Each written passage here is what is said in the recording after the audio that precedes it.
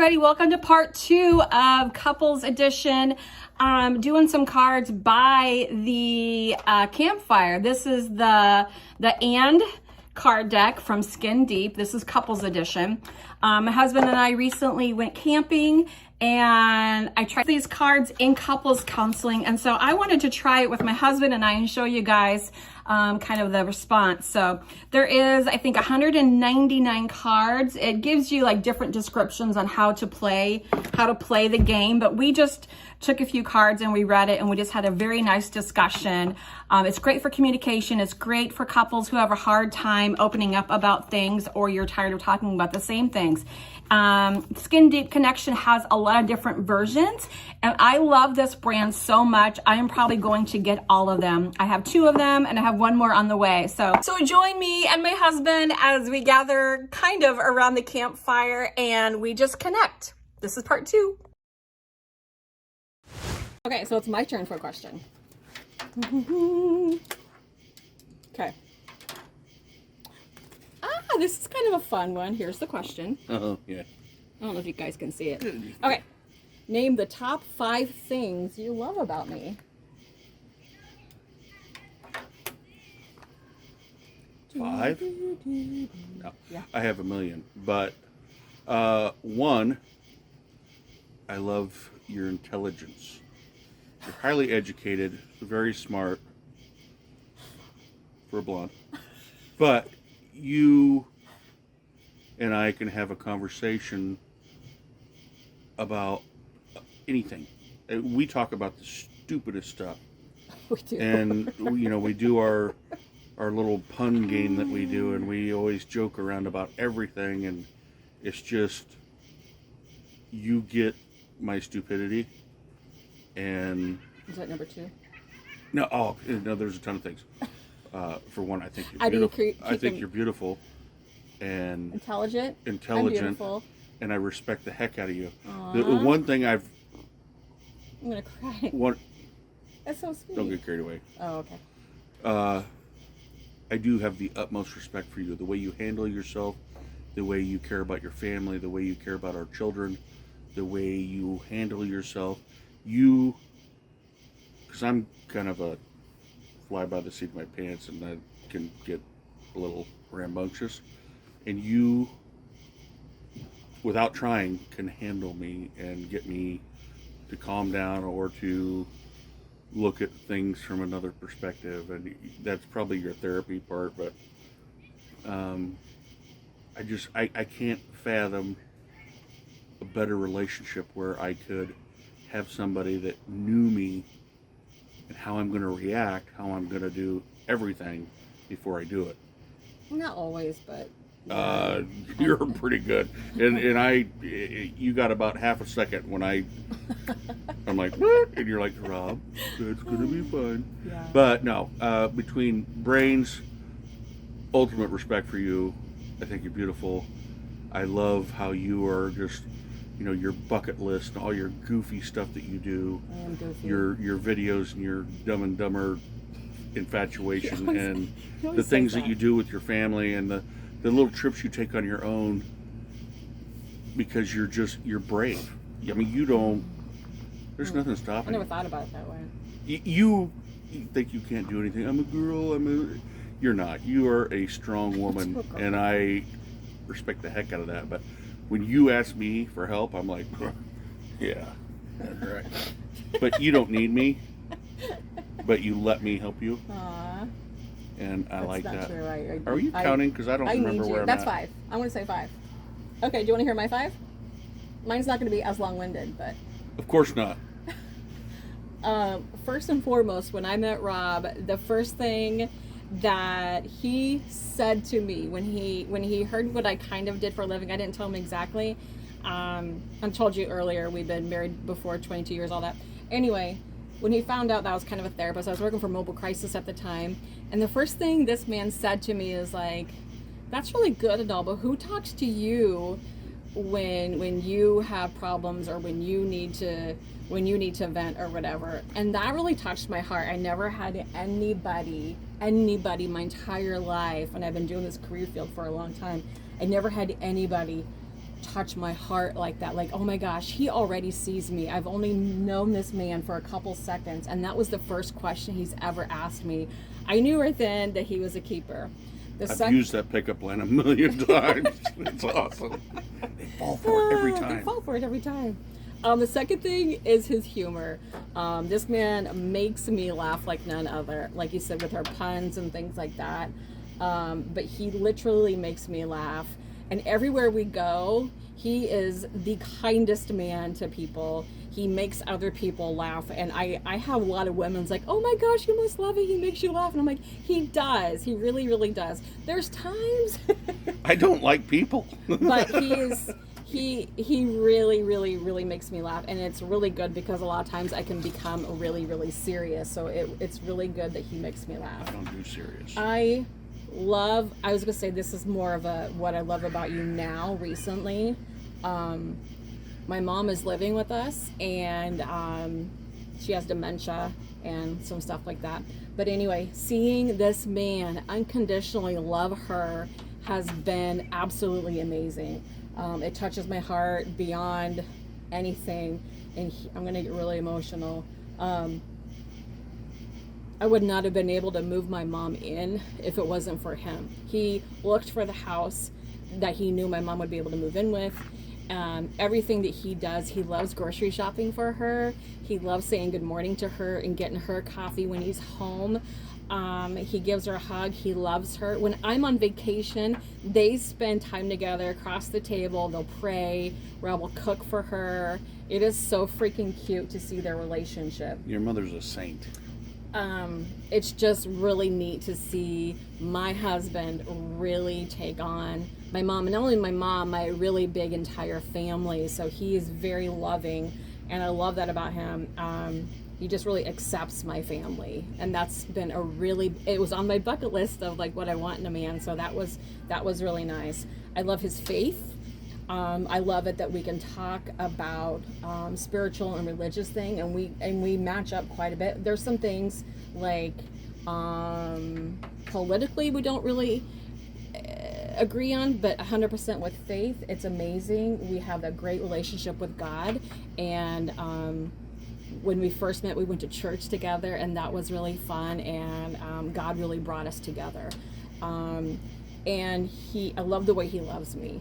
He gets me. Nobody has ever gotten me, and I can be myself. Before, I felt like I had to perform, or I had to look a certain way or act a certain way. I had to watch how I talked, how I walked, everything. And he 100% accepts me for who I am, and he makes me be a better person. I respect him. I love him. He is a very hard worker. I wish he could be home more. And he's just my best friend. So nothing more to say. I mean, there's so much, 1,000 things I can say, but you are my best friend. And that, first and foremost, I think with a lot of relationships, you really have to be married to your best friend. And he really is. He's the first person I call when I get up. He's the last person I talk to at night because he works on the road a lot. We both freak out when we don't talk to each other throughout the day. We have our schedule. Even if it's like, hi, honey, I love you. Are you safe? You safe? Are you busy? Okay, bye. We just connect. We really make a conscious effort to connect. I know I went over my 5 too, but I said I wasn't going to ramble, but I do. Wait, is it my turn? Yeah. I need a drink. Ooh, I don't like that one. I know where that's going. Now I'm curious, aren't you guys? Ooh, I don't like that one either. Oh, you don't like it? It's about what I spend money on. Oh, okay. Oh, yeah, let's leave that off camera. Do you know what he bought me today, you guys? Well, I guess, never mind. You'll see it later. These are all about money. He spoils me.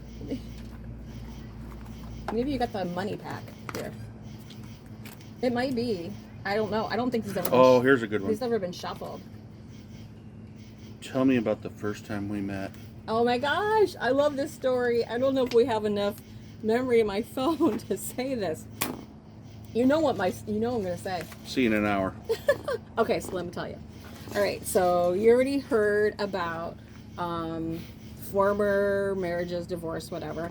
When I was working at Mobile Crisis, I oftentimes Nobody knows this story. Now I'm telling the whole internet.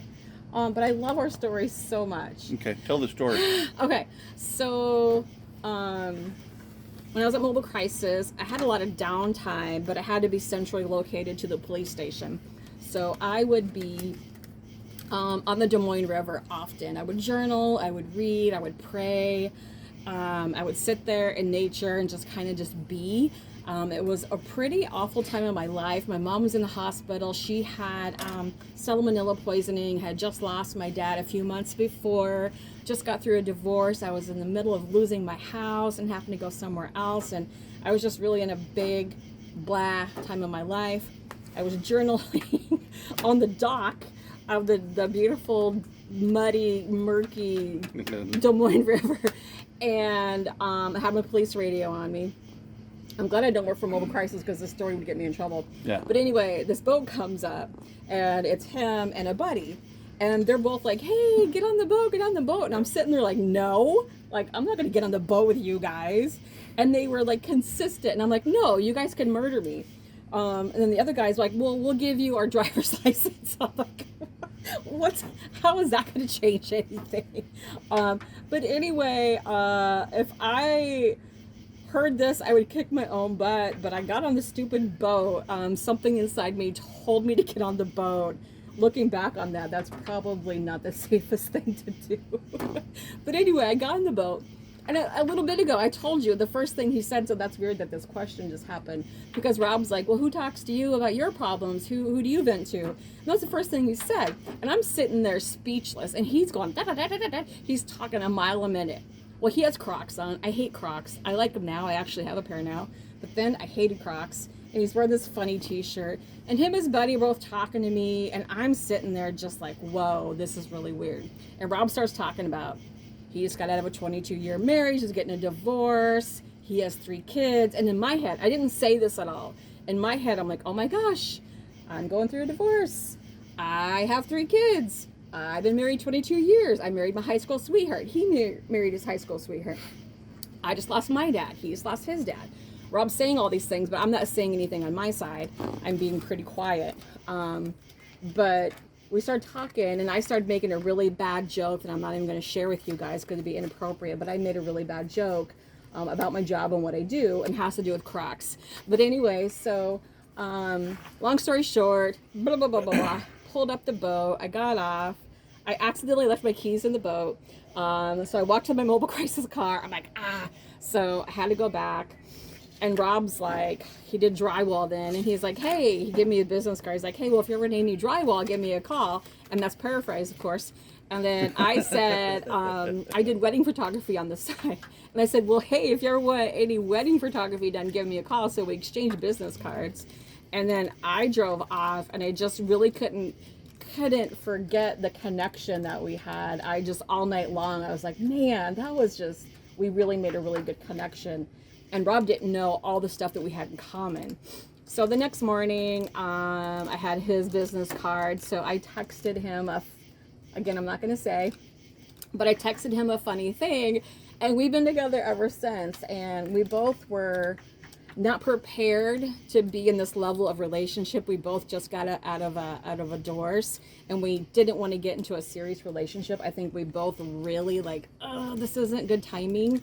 But God had other things planned for us, and it has been great ever since.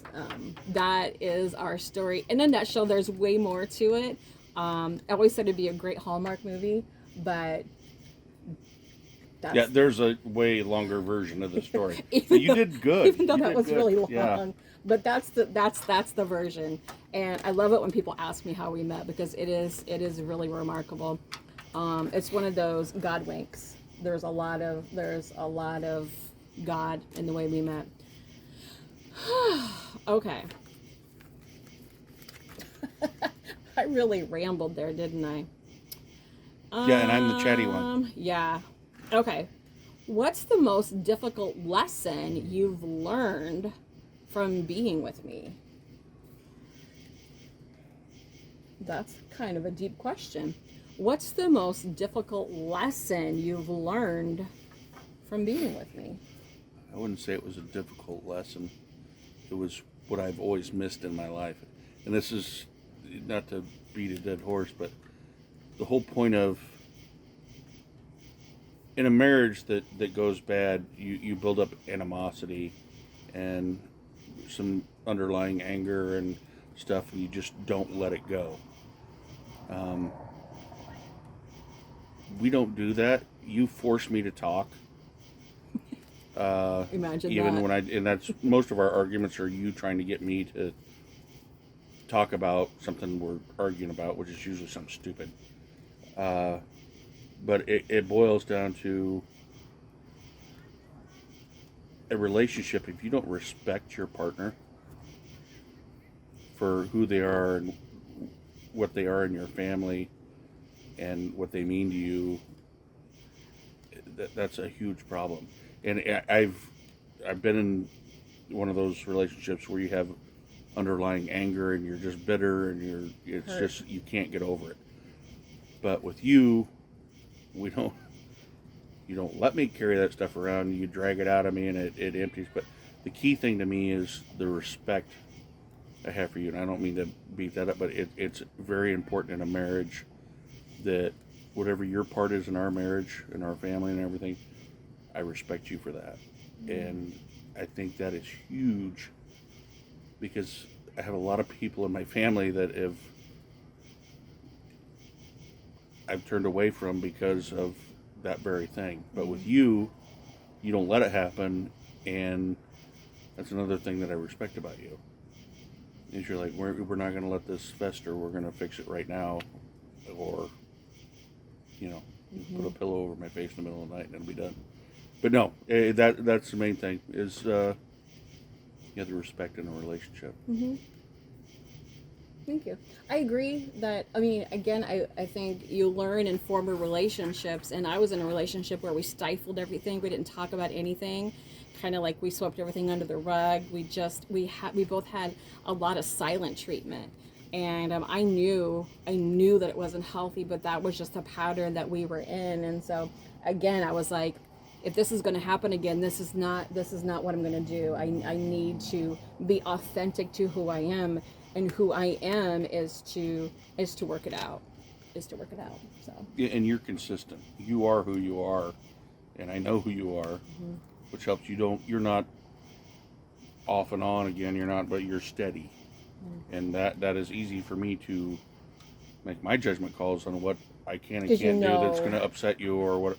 You are steady, and that's rare. So, and I love that about you. Anyway. Yeah. That was my question. So the next one is yours. Whoa. If you could change one thing about me to improve our relationship, what would it be and why? I would have you home more often. Because I'd want you home more often. But I'm a busybody and I would drive you nuts. And I am too. So you working a lot enables me to work a lot, and we both really like to work. But if I was home, neither one of us would get anything done. No, because we would sit and watch TV together or whatever. Yeah. Yeah. But that would be the biggest thing, honestly. Oh. Surprise you? Yeah. There's a lot you could change. I'm like, she wants more of this mess. That's awesome. All right, I don't really like that question.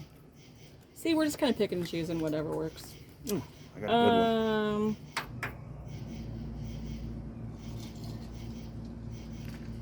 good one. Okay, I like this one. No, I don't. Just for sake of time, I'm looking at that.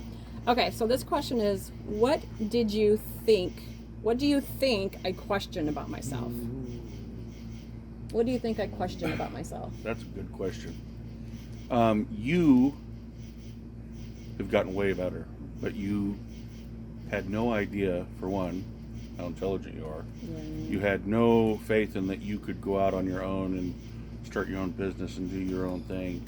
You never stood up for yourself. That's true too. You just didn't think you were worthy of any of the stuff that you have worked so hard to get. How different am I now from when you first met me? You are night and day, but you still sometimes go back to where you're like, well, I just don't know if I can do it. I don't know. And I'm like, when I look at you, I'm like, I don't know of anything you couldn't do if you put your mind to it. You're a hard worker. You'll study some of the weirdest things and figure it out and do it. I can't do it. I just go, yeah, I'm not doing that. You never say no. You never quit. You never anything. You have goals and you chase them and you follow through with them, and you're always looking for improvement. You are a driven person to a fault. Because not everything works out, and at some point for a person to give up and go, okay, maybe God's leading me in another direction, you fight tooth and nail to make sure that you can't make that happen. That's true. And I usually, and it's bad on me because I support you in whatever you do. Yeah. And I give my opinion, Yeah. and sometimes you listen to me, and sometimes you're like, no, I think this is going to work. And I'm like, whatever. But it usually works out. If you put your mind to it, it's getting done. There's no doubt. Mm-hmm. So, yeah. Yeah, I feel like, my confidence, and kind of goes back to like... Yeah, confidence. My That's what I'm looking confidence for. is way, way better now. Because I can be myself. You support me, and you encourage me, and you believe in me. So that lets me feel like I can do those things that I didn't think I probably could accomplish. One is my business. For years, I wanted to open up my own business, and I never thought I could.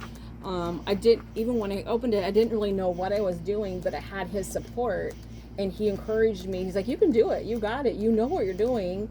And he really encouraged me. By the way, I had no idea what I was talking about. I know. I'm just like, hey, you got this. And you're like,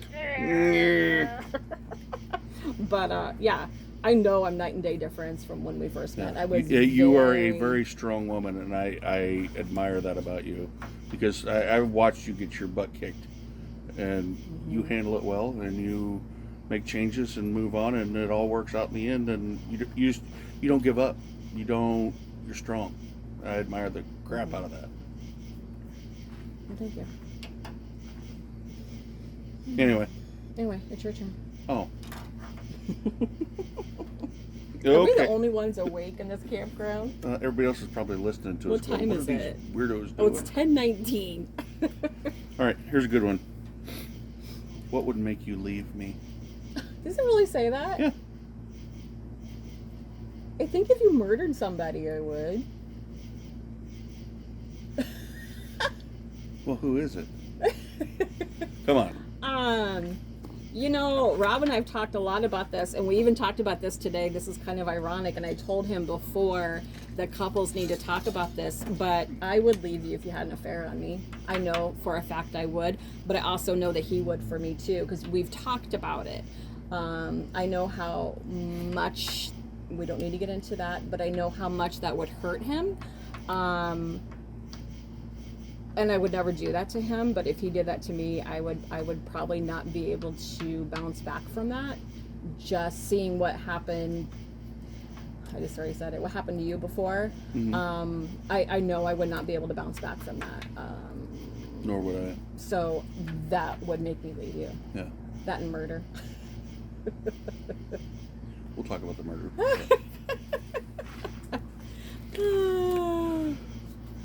All right. Oh, I'm just shuffling the same cards I just looked at. Ooh, there's another good one. It's kind of dumb. Why did you choose to marry me? I'll be honest with you. This is really good questions, you guys. I didn't want to. I know. I didn't want to love anybody. I didn't want to care about anybody. I needed a good 10 years of solitude and by myself to work through my anger and my everything. And especially, I had like a month left before my divorce was final when I met you. Mm-hmm. And I hadn't even closed that door and gotten over that. And I met you, and I'm like... It was both too soon. It was too soon for both of us. But Absolutely. I both of us were big into the praying thing and all that, and what I wanted in my next thing and all that. And I fought tooth and nail to not fall in love with you. It didn't work, but you never gave up like usual, and you were just always there. You weren't pushy, you weren't nothing. We became really good friends, and then, you know, eventually it turned into, I love this girl, and I'm like, dang it. And it was just kind of a roller coaster. And the whole time I'm falling in love with you, I'm closing doors on my last thing and getting over the things I had and opening myself up to somebody again, which was hard to do. And it happened. I mean, we took our time, and we talked about it a lot. We're like, you know, are we sure we want to jump into something like this? And we didn't. What was it? How many years was it? We waited after Rob's divorce. My divorce was just barely a minute finalized, and he had been going through his divorce actually quite a while. There was some you guys didn't agree with the divorce, but my divorce was started and ended really quickly. But we both waited quite a while to do anything. And we also to start the relationship. Yeah, we were friends and we hung out all the time. We did things all the time, but we didn't really consider ourselves a couple, but we were still exclusive to each other. Every day we spent with each other, and I think I knew that I loved this man, and it sounds like you knew you loved me, but we both I did. I wouldn't have told you we that. both really were like, no, this is too soon. This can't be happening this fast. And yeah, we both had a lot of baggage from the other relationship that we have not worked through yet, but we wound up working through it together. we did. We really did. We had so many great talks about that. You fixed everything that I was I didn't fix angry it, about. but I helped you yes, get through the things that were wrong with my marriage, and I kind of am the opposite of what you were in, and we both were the complete opposite of our exes. Yeah. And it was perfect. Yeah. Worked out really well. Yeah. But I don't really encourage people to get into relationships this quickly after a divorce or going through a divorce. But for us, it worked out. But there were some challenges for sure. Yeah. Mm-hmm. Was that your question or my question? That was yours. Was it? Okay. Yeah. So, this was a good one. What's the biggest sacrifice that you've made that I haven't acknowledged? Wow. Say that again? What is the biggest sacrifice that you've made That I've made. that I haven't acknowledged?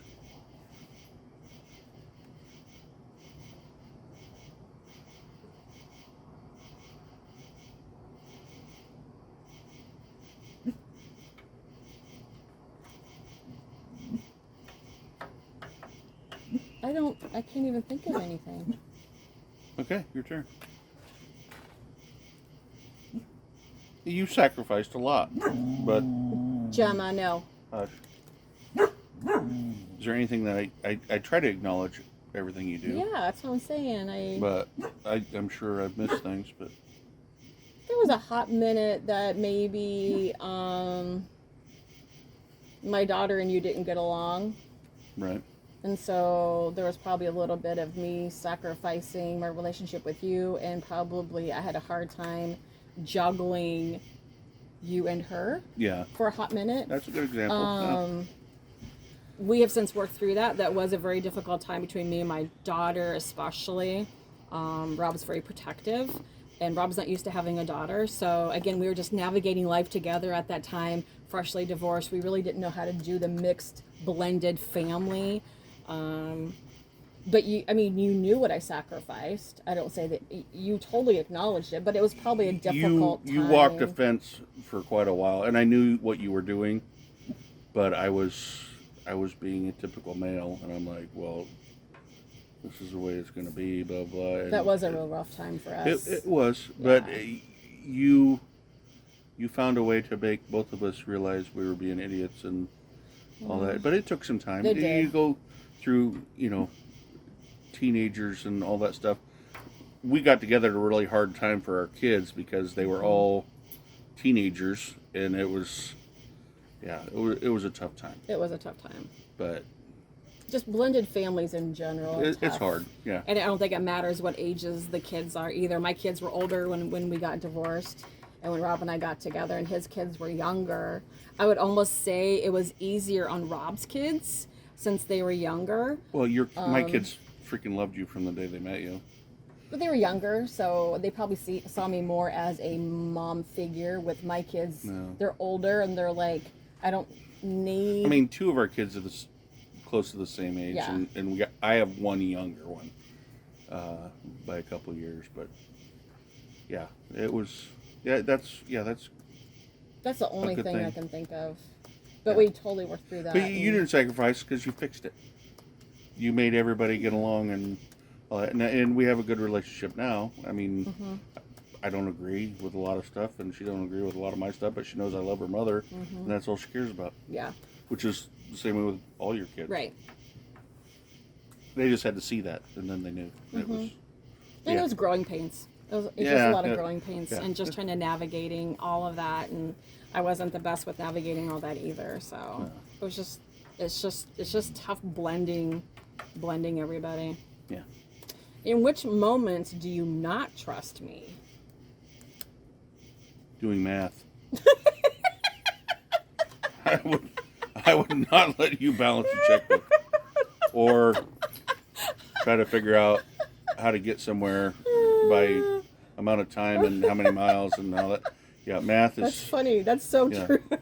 I do think you're so much smarter than me, but when it comes to No. math, I'm like, let me handle that, baby. There's some brain matter missing in the math. With, as smart as you are, I can't fathom that you got through all that college and all of those Ooh, it was a challenge. things, and yeah.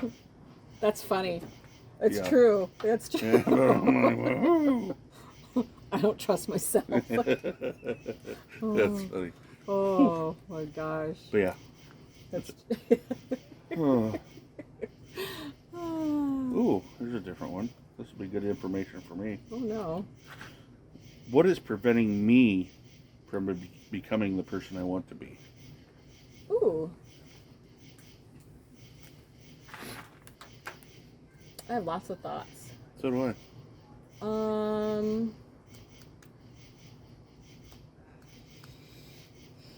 Okay. Oh, it's gonna get deep, fellas. I think that as well as you've managed your life and you've worked through a lot of your anger, I still think there's a lot of that holding you back. What is preventing me from becoming the person I want to be? Your anger from former hurts. And you're way better than you used to be. Don't get me wrong. You're way better than you used to be. But I still see moments where, insecure moments.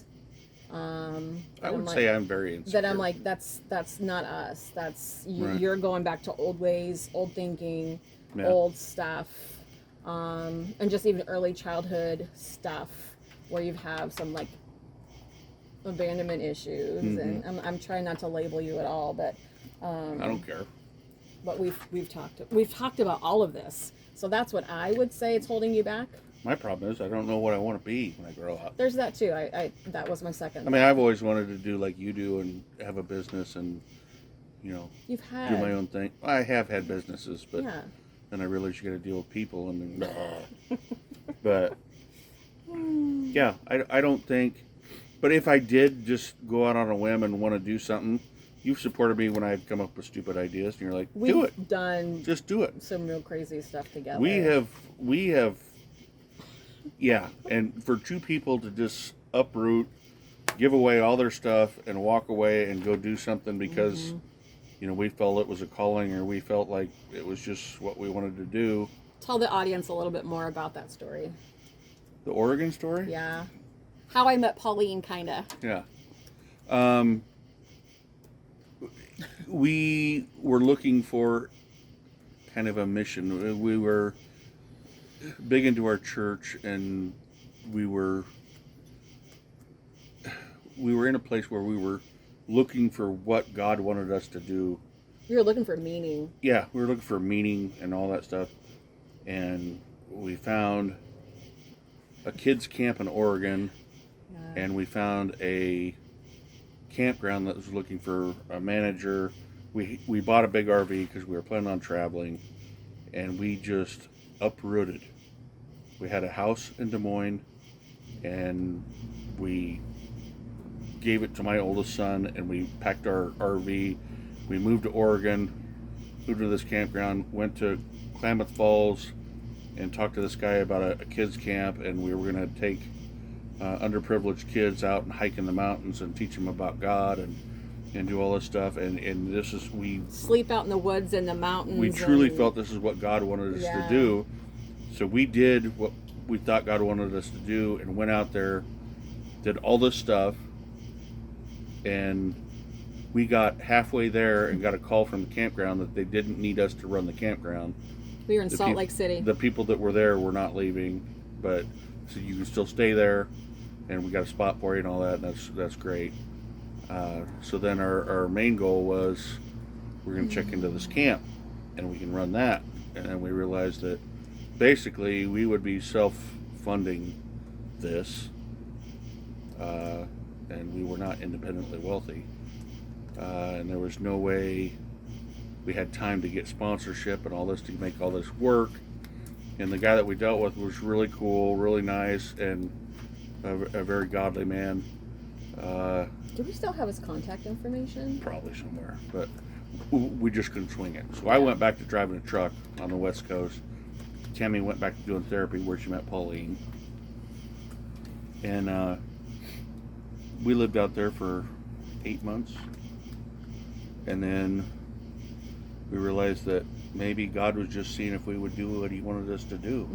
Because everything just kind of petered out on us. We're like, and it just didn't feel. It just didn't have the feeling we had before anymore. And I don't know if Pauline and I have ever talked about this, but what Rob left out a little bit of the story is that I did have a headhunter say that there was this great opportunity to open up and run a mobile crisis in Oregon. And we're like, wait, we want to do this camp in Oregon. And then I got offered a job in Oregon. Rob's mom and brother lived in Oregon too, so it just felt like everything was just matching up. So we really did get rid of we got rid of most of everything and gave everything away to like Rob's son and friends and family. And we really did just uproot. And we're all about the adventure. So we're both like, should we do it? Yeah, let's do this. And we match our crazies when it comes to stuff like that. Well, I mean, we both rely on each other so much. We're like, well, if you got my back, I got your back. We can do anything. Yeah. And I still believe that. And we both have very adventure spirits. So I just it's faith in God. If I pray about it, and you know, I feel that it feels right in my heart, I'll go with it. Yeah. I don't care. And it really felt like there was almost like a magnet. Like we could not shake it. It was so strong that we tried to ignore it for a while, and it was almost like yelling, like, you have to do this. It was almost to the point where we could not do it because and we quit. Both of us had really good jobs. We both quit our jobs and moved to Oregon, lived in our RV, and in the rainy season with 3 dogs, wet dog smell constantly. But I would not. I don't regret it. I would do it not again. At all. And the whole thing is through that whole thing and my whole thing I went through, and with you and your job, and we had each other's back, and we didn't care because we had each other. There's nothing can stop us if we have each other. That's it. That's true.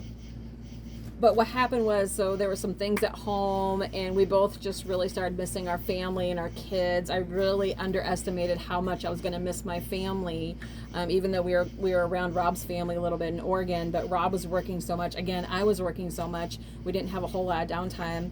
And then where I was working out with Pauline, it started getting really, really, really bad. And so before we had this big pull, and we knew we needed to be there. We knew we had to do certain things, and we did certain things, and we felt good about it. And then, like Rob said, about 7-8 months in, we were just feeling like there was roadblock, and we're like, okay, I think it's time to go back. And we came back, and it was October in Iowa. We didn't have a place to live other than our camper, and we had a pretty major, like, I don't know if it was like a life crisis at the time, but it was a pretty low point of Rob and I's life, because we had gotten rid of everything and all we had was our camper, and we're coming back. It's winter of Iowa, so we both had to find jobs again. We both had to start from the ground up again. So we didn't have a place we didn't have a house, we didn't have a job. So that was a really big challenge. So Rob and I have talked about this, where we've worked our way up numerous times. So when we had the divorce, we both were like brought down to basically nothing. We had nothing, and we built our lives back up. Right before Oregon, we were starting to really get going on things, and we had this pull, and that was all great, and it was an adventure. But we came back to Iowa, and it really literally felt like we had to start our lives over again. We had to build our lives over again, and it was difficult, but we did do it. I don't even remember what question we had, but There was a question? there was a question there somewhere. But yes, we lived in a camper in Oregon for quite a while, and we're in a campground right now, so by choice. Yeah, I mean, And we have a home. we have a nice home, but it's nice to just It is. you and me get away from everything, and Yeah. We have pretty crazy lives. We work hard and we play hard. Although right now this is awesome. But I think we have probably hit our wall. It's probably time for bed. But any final thoughts before we? you're not gonna do one more? Do you want me to do one more? Yeah, this is fun. Do you want to do one more, or do you want me to do one more? I don't care.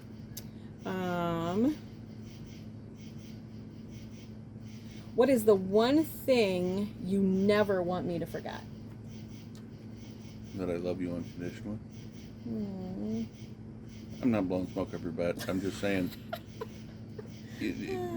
I tell you every day, but you can say it till you're blue in the face, but saying it and showing it and proving it is key.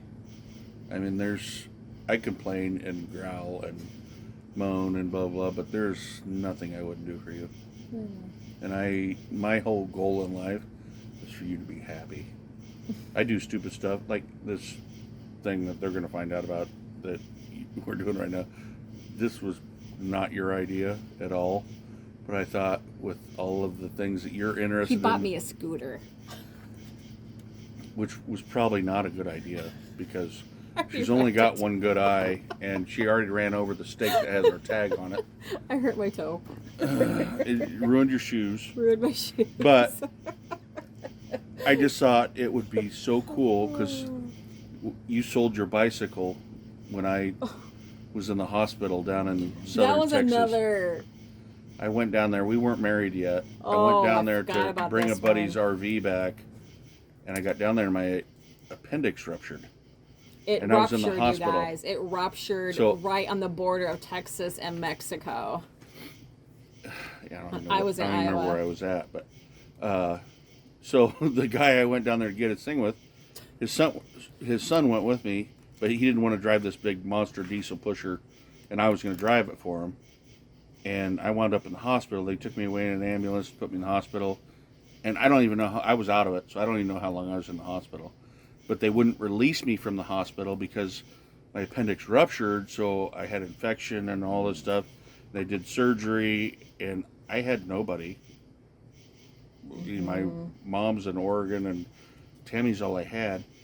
So she sold her really nice bicycle that was a road bike, a nice, fancy, expensive bike. She sold it, bought a bus ticket, took all the coins she had out of I'm gonna cry. Yeah. her thing, and took that with her and rode a bus down to I Texas, didn't have any money. picked me up, and we had to borrow money from her sister to get a plane ticket because they wouldn't release me without somebody escorting me back. She come down and got me and took me back to Iowa. And she never got her bicycle back. And I always felt bad about that. Is And I'm this like, really why? it's not. I asked you if you wanted a bicycle, and you were like, you had a bad accident on that bike, and you. But I was like, that's probably really stupid. I have another But accident. I feel guilty that you sold something that was important to you in order to come get me out of the hospital. And you rode a bus from Iowa to southern Texas, clear down to Mexico. Yeah, it to took pick like me 4 up. days too. Oh. Of course, I was out of it, so I didn't know. But all I know is I came to in the hospital, and you were standing there, and I'm like, what? Yeah. Well, what Rob doesn't remember, I had to say that he was my fiance, and he wasn't, but we were definitely serious at that point. But I had to tell the doctor that was his fiance, and they're like, okay, so here's the deal. You need to get down here. He's in really bad shape. And I just had a girlfriend from high school lost her husband with a ruptured appendix. And I remember reading that on Facebook, and that's all I could think about. Gemma. So I was thinking that I was not going to see him again, and I wanted him to know that I loved him and all of that. So yeah, I did everything I could to make it to him, and that did include selling my bike, but it was to a good friend of mine, so that was fine. I think she still has it, so that's good. But yeah, I did. Rob's right. I got a bunch of quarters. I did not have any money at all. I got a Ziploc bag. I packed some granola bars, and that's it. That's what I ate the entire trip down there. I actually ran out of granola bars by the time I got there. The bus trip itself was very, very stressful and interesting. And in my mind, I just was, and Rob wasn't answering. He didn't have his phone because he was out of it. And I was thinking by the time I get down there, he's going to be dead. So it was a very stressful ride down there, but he was good, and we got him back. So yeah, I forgot about that one. Thanks for that, by the way. Gosh, I remember how much pain you were just trying to walk on the flight. I hadn't been off of pain meds Yeah. until we left, and then I'm like, whoa. Yeah. So it was good that I went down there. Yeah. Yeah. Well, they wouldn't release me without you. Yeah. And you were really literally, I think we could just see Mexico from the hospital from where, I mean, you literally, Yeah. it was yeah, it was right there. Yeah. Trying to think of the name of the town. I can't think of it either. You'll think of it in a little bit. Anyway. But anyway, guys, thanks for hanging with us. Again, these cards, as you can see, it really does provoke a lot of conversations. There were some that we skipped, maybe because they were silly or they were redundant or just for lack of time. But A lot of it is I know the answers that you're going to give. we do, but there's a lot of cards, and there is a lot of series in these cards. In the camper, I have the healing series. So pretty cool. This is called Couples Edition. But hopefully you had some fun with us, got to know us a little bit better. And if you guys are struggling in your relationship and having a hard time opening up or talking to each other, this definitely can open you up. Yeah. Get you to be honest with each other. Right. Definitely. But thanks, guys. We'll talk to you later. Bye.